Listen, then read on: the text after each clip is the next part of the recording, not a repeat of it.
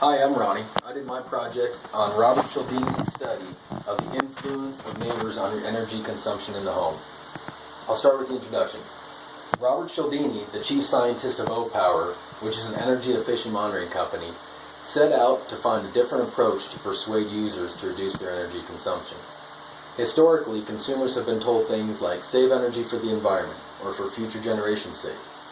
Although these reminders may have had some impact, Cialdini was extremely surprised by the prompt cooperation of his test subjects when he simply told them, the majority of your neighbors are undertaking energy-saving actions every day. Next, I'll go through theories. Conflict theory explains the type of experiment Cialdini studied. The definition of conflict theory, according to Conley, states the idea that conflict between competing interests is the basic, animating force of social change and society in general. Cialdini expresses this theory by creating a competition of energy savings between the neighbors. Next, I'll go through research methods. Robert Cialdini and his associates took a San Diego suburb and randomly gave each resident one of 4 signs every week for a month. By the end, each test subject had received all 4 signs.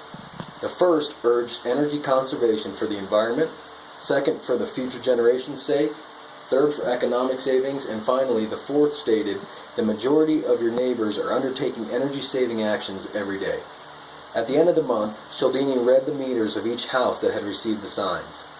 He then analyzed which sign, if any, had some impact on the conservation of the homeowner. Last, I'll go through results. The results of this study show that the only sign that had influenced the homeowners was the one about the neighbors conserving the energy. Following the experiment, O-Power sent each home an evaluation of where their home fell in comparison to the average in the area. When people were above, the tendency was to start decreasing usage, and the opposite was also true. When someone was told that they were below, their usage started to creep up towards the average. To compensate, O-Power would put a smiley emotion next to the ones that were below the average. This seemed to keep the individuals at a consistent level from month to month. I also included a couple quotes from Robert Cialdini.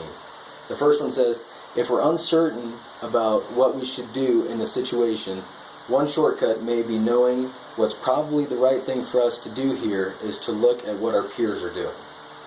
The second one there says, birds flock together in very neat patterns. Fish school, cattle herd, social insects will swarm together.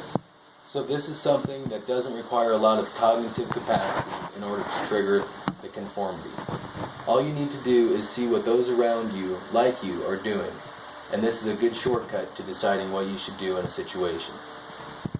I also included my references in the bottom right corner.